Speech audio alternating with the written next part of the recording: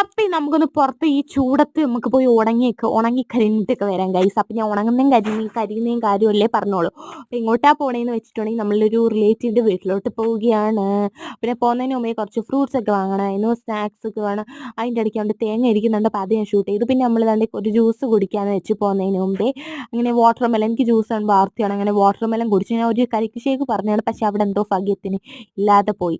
അങ്ങനെ ഞാൻ കരിക്ക് ഷേക്ക് കുടിച്ചു.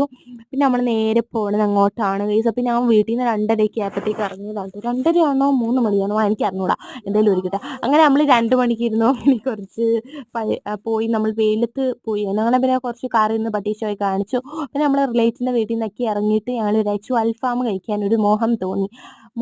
അൽഫാമിനോട് തന്നെയാണ് ഗൈസ്. എനിക്ക് അൽഫാം ഇല്ലാതെ എനിക്ക് ഭയങ്കര ഇഷ്ടമാണ് കേട്ടോ അൽഫാം.